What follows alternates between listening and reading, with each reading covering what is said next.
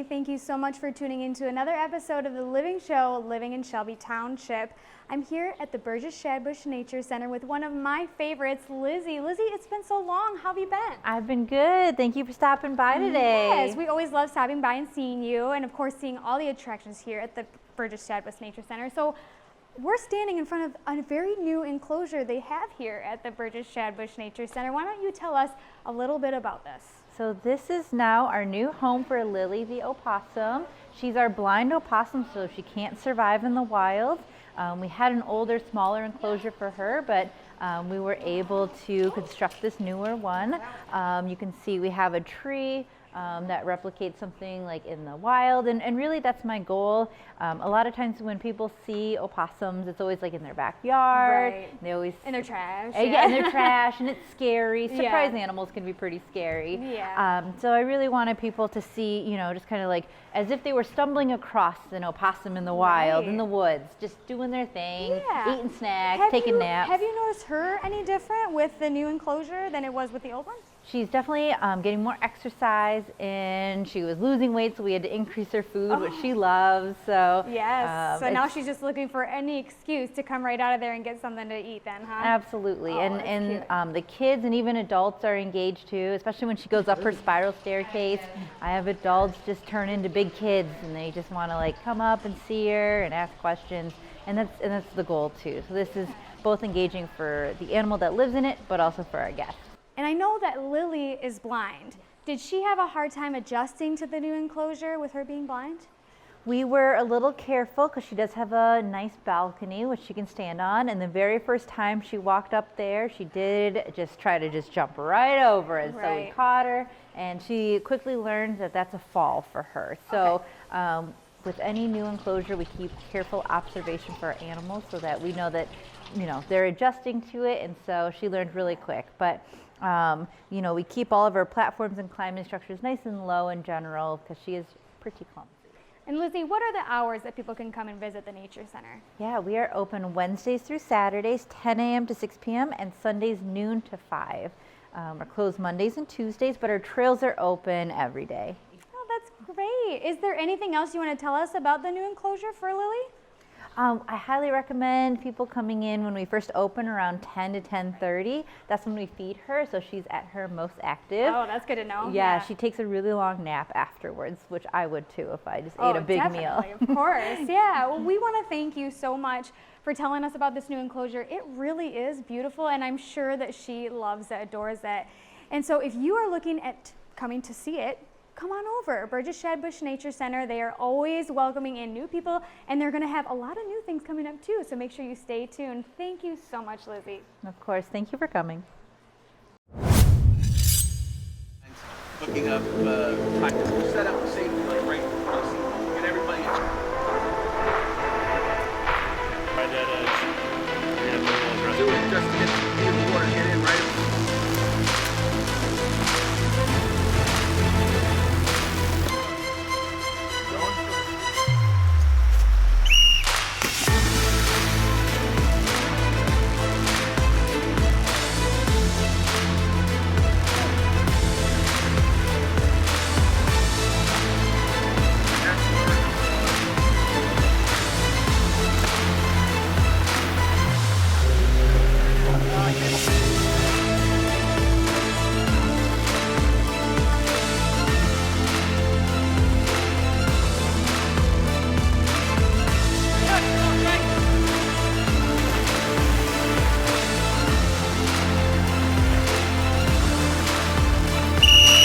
Look at him!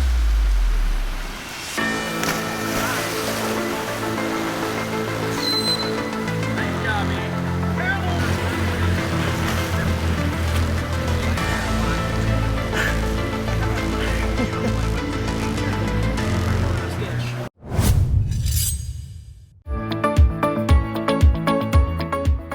The Sidewalk Committee, their goals are to connect our parks and schools and trailways in Shelby Township and fill in the sidewalk gaps that exist along the major mile roads and the north-south roads. Crosswalks were part of an initiative to connect pedestrians on 21 and 22 mile road over the M53 bridges that are available, and also safe crossings to our Maystecker Park. So it was all about safe crossings to our parks and schools. Whispering Woods on 21 mile road, 22 mile road is well traveled by cyclists and pedestrians to Riverbends Park.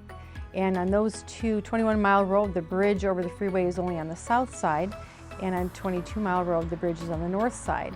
So we needed to safely cross pedestrians mid-block crossing over to the bridges so they could be utilized over the M53 freeway. And then the safe crossings, we had a lot of phone calls from residents trying to get to Maystecker Park safely, and also to Eisenhower and Mallow Junior High. These crosswalks have become very important to our community because these areas where they've been put in are frequented by our children, by our families, because of the access needed to our parks. Without these crosswalks bringing attention to those particular crossing areas, it's very hard for drivers to recognize those areas without bringing attention to them, especially in the evening hours, more frequented by children and families after work, in the summertime when it's getting a little dusk or coming home from the park. That's the time that these crosswalks really become a very important integral part for safety reasons. So as a pedestrian wanting to cross the road, we have to make sure that the traffic stops. So we come up to the crosswalk, we press the button, and we have to wait for traffic to stop or if it's clear. So the lights are activated and we wait. Traffic is clear, so it's safe to cross. So as a driver, if you come across one of these crosswalks, you do not have to stop. If you see the lights activating, that is to warn you and to be aware that there are people waiting, but it is a yellow light, flashing light. You do not have to stop. However, if they are actively walking and in the crossway, you have to stop for them. But just proceed with caution if you see people in the crosswalk. So these particular crosswalks are put in between the intersections. So this is not a major intersection that's controlled by traffic lights telling vehicles, with red and green lights and yellow lights, controlling the traffic, making turns. These are crosswalks that are meant to bring attention that this is a point where pedestrians could be crossing, versus at an intersection, when you press on the crosswalk signal to cross, a signal comes up and tells you you can cross for the pedestrian to cross, and it gives you a countdown typically and when not to enter the crosswalk and how long you have to cross.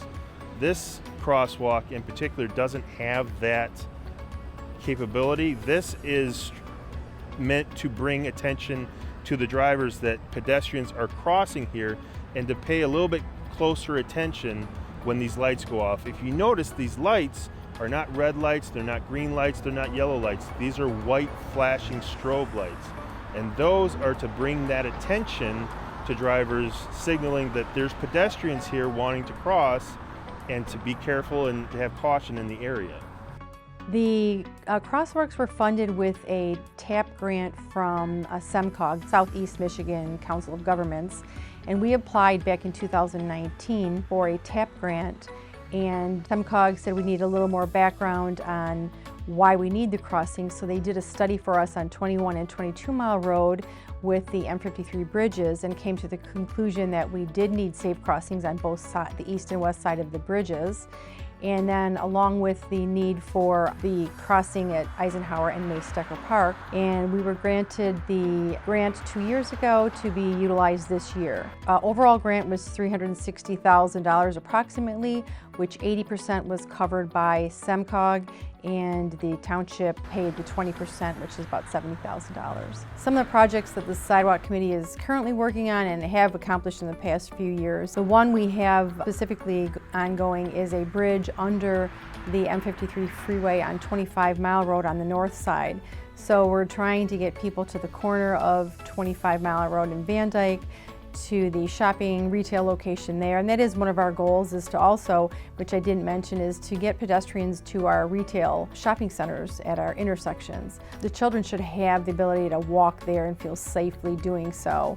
We've installed 4 miles of sidewalk over the past few years. One of the bonuses through our connectivity, we were installing sidewalk on Shelby Road to get pedestrians from Stony Creek to Riverbend safely. There's a lot of cyclists that like to use that pathway.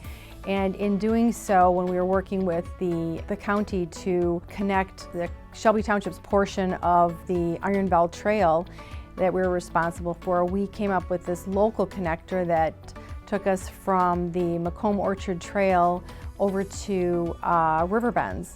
And it's been a great asset for us, and that is our portion. Then we're fulfilling our duty to get pedestrians safely through the township on the Iron Bell Trail. This is especially a great project for me, installing sidewalks, because when my children were growing up at 24 Mile Road in Shaner, they wanted to go to CVS and they wanted to ride their bikes to Dairy Queen, and they couldn't, and we wouldn't let them.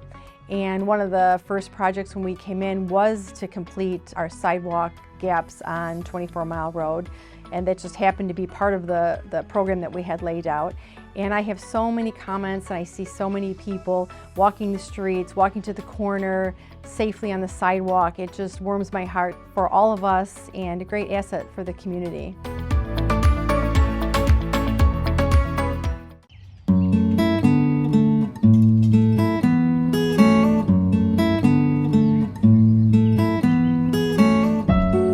Behind me is our brand new youth archery range. It was purchased through donations from the Joe Burgess family as part of her legacy. Joe Burgess is very much into archery education for kids, so we are excited to continue that through this archery range. This archery range is through reservations only. People can do archery programs through our birthday party packages. They can do it through our summer camps. They can also do it when we have special events or open range days. So they would just have to schedule that in advance by giving us a call. We love just getting kids outside. And so while the garage was nice, there's just something about being in the fresh air and getting outside and getting to do it here. It's also just a larger range, and we're able to do more things using these targets with our straw bales. And so we can easily move the straw bales depending on kids' ages and skill levels, and we can do different types of targets, and so we just have a lot more freedom here. If somebody wanted to learn a little bit more about this archery range, where would they go? Online? Would they call the Nature Center? How would they get in contact with you?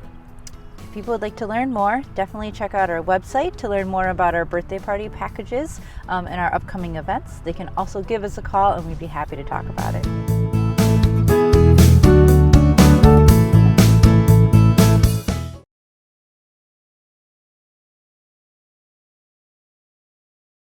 Ready? We're ready to go. 1, 2, 3. There you go. This is very exciting and important day for Shelby Township, for our Board of Trustees, for me. I thought about it and I said, you know, we don't utilize this lake properly. We can improve, we can add a lot of things and make it beautiful. So what we did, added a fountain. These are lit up at night, beautiful fountains. This is a fishing duck, one of them. There's another one on the other side of the lake, because I felt that the other side of the lake was underutilized. You can see the improvements. There's no more mud. They can actually sit on it now. This is a reality today. The lake is improved. We're going to make this beautiful for our residents. They can come here and make it a day. They can come bring a picnic basket with kids, and that's what we're seeing. And I'm very proud of it. I want to thank the board, Supervisor Stefakis, Mr. Carabelli, Treasurer, and Board of Trustees. I want to thank him for taking a chance on this project. And I want to thank Joe Youngblood. Joe Youngblood and AEW engineering firm. They were on the ball constantly. Every time I call them, yes, it's going, it's moving. They give me time frame and every timeline and everything else. So only phase 1 is complete. There's a phase 2 coming in yet. Major investment coming for to do even more beautiful things here. This is our jewel. This is something that some people live on a little pond, some people live on the lake, whatever, but there are people that they don't have that kind of chance. So this is it. This is for everybody. So I encourage our residents, please, if anything, come see it, because this is taxpayers' money, very wisely used. And it's not for us, it's not for any one particular person, this is for the residents to enjoy.